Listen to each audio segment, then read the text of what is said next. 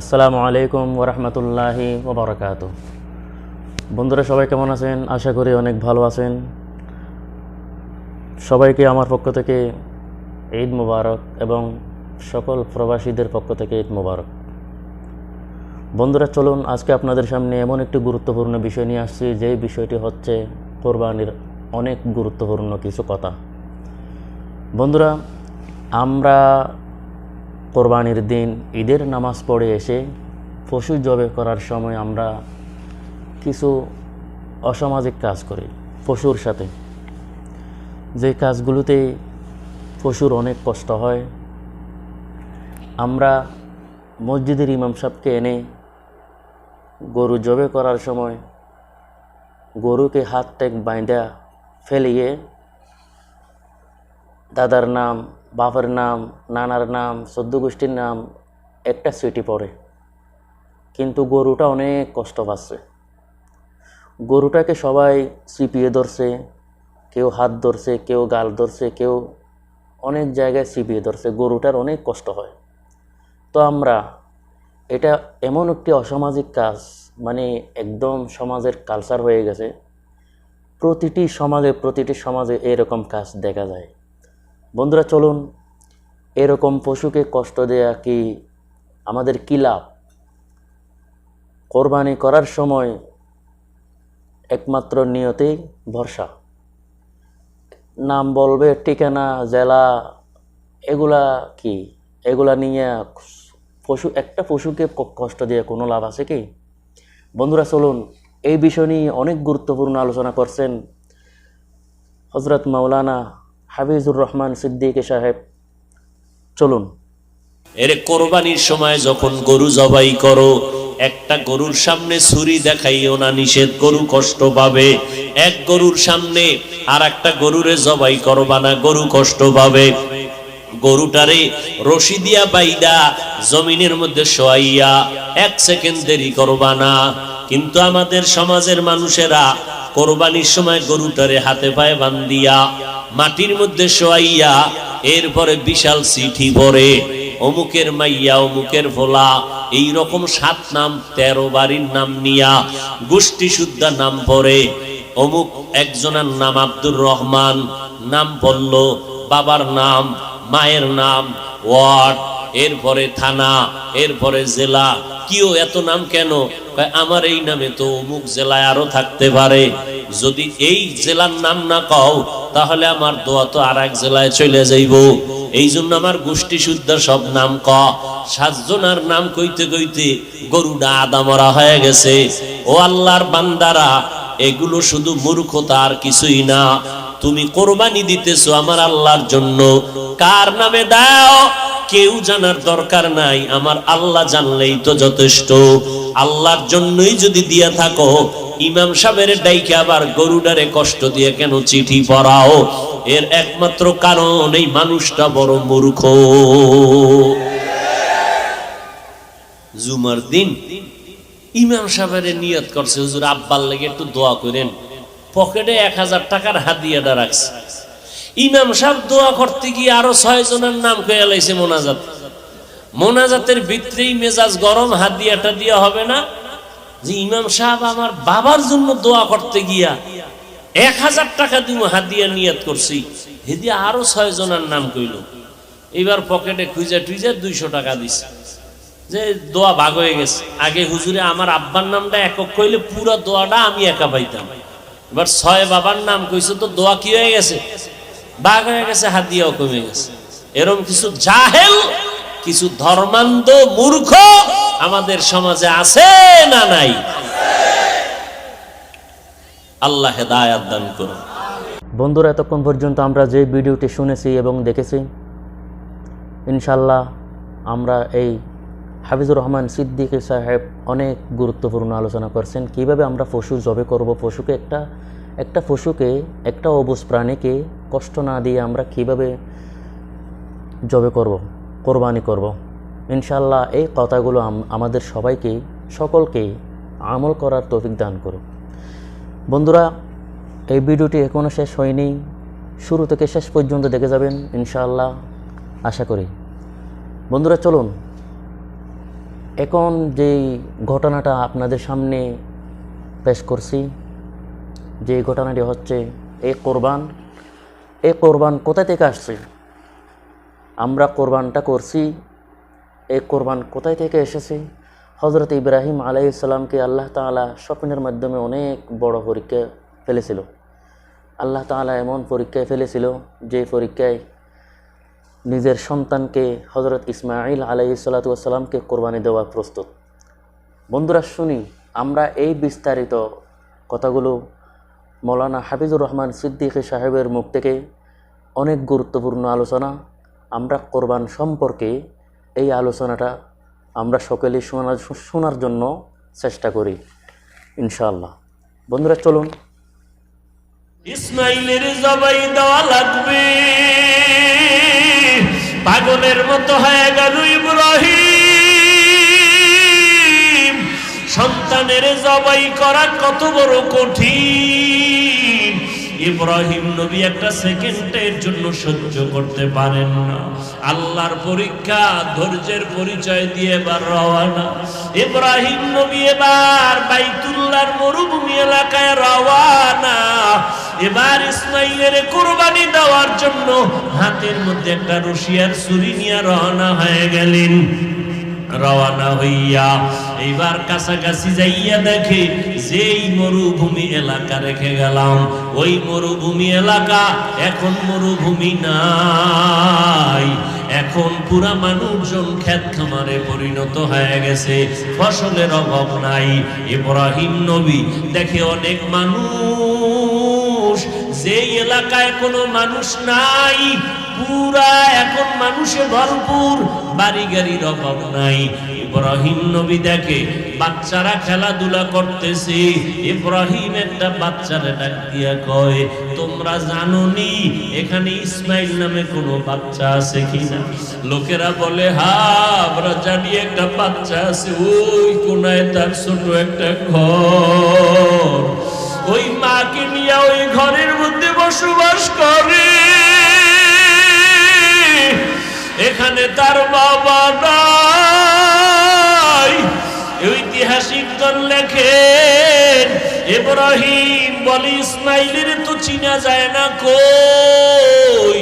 রওনা হয়ে দেখে মাঠের এক পাশে ইসমাইল বসা। ইসমাইলের ডাক দিয়া কয়, আয় বাবা কোলের ভেতরে আয়। ইসমাইল তো চিনে নাইনি আমার বাবা। এবার ইব্রাহিম ইসমাইলের কোলের মধ্যে নিয়ে ঘরে হাজির। সালাম দিয়া বহুদিন পর হাজেরার সাথে মোলাকাত হয়ে গেল। এবার ডাক দিয়ে কয়, হাজেরা একটা সেকেন্ড বসা যাবে না? ইসমাইলের সাজাইয়া দাও, মালিকের দাওয়াতে যাব, বেড়ানোর সময় নাই। ইসমাইলের সুন্দরভাবে সাজাইয়া দাও। মা হাজেরা মনে করছেন দুনিয়ার কোন বাদশাহ দাওয়াত দিছেন, এই জন্য বলে খুশি। বাবা বহুদিন পরে আসছে, সন্তানের নিয়ে দাওয়াতে যাবে। মা হাজেরা বুঝতে পারেন নাই যে বাবা জবাই করতে নিয়ে যাবেন। মনের মতো গোসল করাইয়া সাজাইয়া মা সন্তানটারে বাবার হাতে তুলে দিয়া এইবার ইসমাইল আর ইব্রাহিম নবী রওয়ানা। বাইতুল্লাহর কিনারায় মিনা বাজার কোরবানি দেওয়ার জায়গা। মা হাজেরা তাকায় তাকায় চোখের পানি ছেড়ে কান্না করে। ইবলিসের গায়ে আগুন লাগলো, এই পরীক্ষায় যদি পাশ করে তো হাজেরা ইসমাইল আর ইব্রাহিমের দ্বারা কোটি মানুষ মুসলমান হয়ে যাবে। মা হাজেরার কাছে গিয়ে ধোকা দিয়া কয়, হাজেরা কলিজার টুকরা সন্তানটারে কই পাঠাইছো? ইব্রাহিম তো জবাই করার জন্য নিয়ে যায়। মা হাজেরা বলে, না বাবা কোনোদিন সন্তানের জবাই করতে পারে না। এবার ইবলিস বলে, তোমার মাওলায় অর্ডার করছেন। হাজেরা ডাক দিয়া কয়, ইবলিস দূর হইয়া যা, আমার মাওলায় যদি অর্ডার করে আমি রাজি। একজন ইসমাইল না, আরো যদি ইসমাইল থাকে আমি আল্লাহর পথে বিলীন করতে রাজি হয়ে গেলাম। এইবার ইসমাইলের নিয়া বাবা মিনা বাজারের কিনারায় হাজির। জবাই করার আগে দেখে সন্তান ইসমাইলের ইমানের হালাত কেমন। আমি যে ওরে জবাই করব ইসমাইল তো জানে না। হঠাৎ ইব্রাহিম নবী বললেন, ও বাবা, আমি একটু স্বপ্নে দেখলাম, ইন্নী আরা ফিল মানাম আন্নী আযবাহুকা ফানজুর মাযা তারা। আল্লাহর স্বপ্নে দেখাইলেন আমি তোমাকে জবাই করতেছি, বলো তোমার মনের কি অবস্থা। ইসমাইল বাবার জবানে কথাটা শোনা মাত্র একটা সেকেন্ড দেরি করে নাই, সাথে সাথে জবাব দিয়া বলে, ইয়া আবাতি ফাল মা তুমার সাতাজিদুনি ইনশাআল্লাহ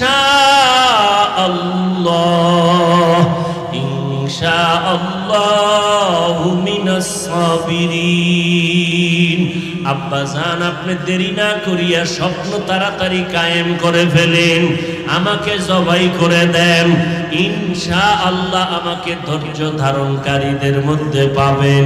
তবে আব্বাজান, কথাটা যদি বাড়িতে বসে বলতেন, যেই মা কত কষ্ট করে আমারে বড় বানাইছে, আপনি বাবায় রাখিয়া চলিয়া গেছেন, আমার মার বুক শুকায়া গেছে, দুধ দিতে পারে না, কত কষ্ট করেছে, এত কষ্ট করে আমারে বড় বানাইছে আমার মা। ওই মায়ের থেকে যদি একটু বিদায় নিতে পারতাম, মায়ের থেকে বিদায় সালামটা দিতে পারতাম। ও সন্তানেরা, ওই মা যে কত কঠিন। এই জায়গায় অনেক আল্লাহর বান্দারা আছেন, বাড়ির থেকে মা বাবা সাইরাই হিল ট্যাক্সে আপনি পাহাড়ের ভিতরে চলে আসছেন। কত আল্লাহর বান্দাদের মা দুনিয়াতে চলে গেল, জানাজায়ও দিতে পারে নাই, বাবায় চলে গেল, দেখতেও পারে নাই। ওই মা বাবা সারিয়া বড় অসহায়ের মতো এখানে হাজির, কত কষ্টের জীবন কাটাইলো আল্লাহর বান্দারা। কিন্তু খবর জানো না রে বাবা, তোমার মা যতদিন বেঁচে আছিল, তোমার চিন্তায় খানা খাইতে পারে নাই, ভাতের প্লেট নিয়ে চোখের পানিতে ভরপুর। ইসমাইল কান্না করে, ও বাবা, মায়ের কাছে বসিয়া বললে মায়ের থেকে বিদায় নিয়ে আসতাম। ও আল্লাহর বান্দারা, কেমন মার, কেমন বাবার, কেমন সন্তান। আমার মাওলার মোহাব্বত যার অন্তরে গালেব হয়ে গেছে, তার দ্বারাই সম্ভব। ইসমাইল কান্না করে, বাবা যদি একটু ঘরে বলতেন মায়ের থেকে বিদায় নিয়ে আসতাম। বলেন নাই, কোনো দুঃখ নাই, যখন আমাকে জবাই করিয়া বাড়িতে যাবেন, আম্মা জান যদি দেখে আমি ইসমাইল আপনার পাশে নাই, মা পাগলের মতো কান্না করে বেহুশ, আর বলবে আমার ইসমাইল কই। আমার মা কান্না করলে আপনি আমার মাকে রাগ করবেন না, আমার মাকে একটু দরদ দিয়া বুঝাইবেন, আর আমি ইসমাইলের সালামটা দিয়া দিবেন, আর বলবেন সন্তান চিরদিন দুনিয়াতে থাকে না, হাসরের ময়দানে মোলাকাত হয়ে যাবে। আব্বাজান, তাড়াতাড়ি ছুরিটা নিয়ে আমার গলায় চালায় দেন, তবে আপনার চোখ দুইটা ভালো করিয়া কাপড় দিয়া বাঁধেন, কারণ আপনি জবাই করার সময় যদি আমার দিকে মায়ার নজর লাগিয়া যায়, মায়ার কারণে জবাই দিতে পারবেন না, আমার আল্লাহ বেজার হয়ে যাবে। তাড়াতাড়ি চক্ষু বেঁধে নেন। বাবা আমার হাতে পায়ে রশি লাগায় বাঁধেন, কারণ জবাই করার সময় অজান্তে যদি আমার পায়ের নাড়াচাড়া আপনার গায়ে লাগে, বেয়াদবি হবে, আল্লাহ বেজার হয়ে যাবে। আমার মাওলায় তাকাইয়া দেখতেছেন আমার বান্দার পরীক্ষা বড় কঠিন। ইসমাইলের শোয়াইয়া যখন ছুরি চালায়, আল্লাহ অর্ডার দিলেন, ও ছুরি আমার ইসমাইলের একটা পশমও যেন কাটে না। প্রথমবার কাটলো না, ইসমাইল দাঁড়ায় গেল। এইবার ইব্রাহিম কয়, বাবা আর একবার দেখি, শুইয়া পড়, রক্ত না লাগা পর্যন্ত আর ছাড়ব না। আমার মাওলার কুদরতি অন্তরে মায়ার জোশ আসিয়া গেল। আল্লাহ কয়, রে জিবরাইল জলদি করে যাও, জান্নাতি একটা দুম্বা নিয়ে দৌড়াইয়া যাও, আমার ইসমাইলের সরাইয়া দুম্বাটা ইব্রাহিমের ছুরির নিচে দিয়া দাও। আমার ইব্রাহিম যেন ইসমাইলকে জবাই করতে না পারে। এইবার যখন জবাই হলো, রক্ত লাগলো, তাকায় দেখো আছে না জানোয়ার। আল্লাহর ইব্রাহিম খলিল ডাক দিয়া কয়, ইসমাইল এবারও বুঝি আল্লাহ বেজার, আর একবার আয়। আল্লাহ ওহী নাজিল করে বললেন, ওয়ানাদাইনাহু আইয়া ইব্রাহিম কদ সাদ্দাকতার রুইয়া ইন্না কাযালিকা নাজজিল মুহসিনিন। ও ইব্রাহিম আর লাগবে না, হয়ে গেছে, তুমি পরীক্ষায় পাস। হাজেরাকে বলে আসছো মালিকের দাওয়াতে যাই, বিদায় বেলা কি হাতিয়া নিয়ে যাবাই, গোশত হাতিয়া নিয়ে যাও। আর হাজেরা ইসমাইলের নিয়ে কান্না করে পাগলের মতো তাড়াতাড়ি মায়ের কোলে ফিরাইয়া দাও। বন্ধুরা, এতক্ষণ পর্যন্ত আমরা যে ভিডিওটি শুনেছি, কোরবানির অনেক গুরুত্বপূর্ণ কিছু কথা। আল্লাহ সুবহানাহু ওয়া তাআলা আমাদেরকে এই কথাগুলো আমল করার তৌফিক দান করুক, এবং কোরবানির দিন আমরা কিভাবে পশু জবে করব, ইনশাআল্লাহ যে কথাগুলো শুনেছি ওই কথাগুলো আমল করার তৌফিক দান করুক। বন্ধুরা, এই ভিডিওটি যদি আপনাদের ভালো লাগে, আশা করি একটি লাইক করে যাবেন। যদি আমাদের চ্যানেলে যদি নতুন হয়ে থাকেন, আশা করি একটা সাবস্ক্রাইব করে যাবেন, ইনশাআল্লাহ আশা করি। আসসালামু আলাইকুম ওয়া রাহমাতুল্লাহি ওয়া বারাকাতুহু।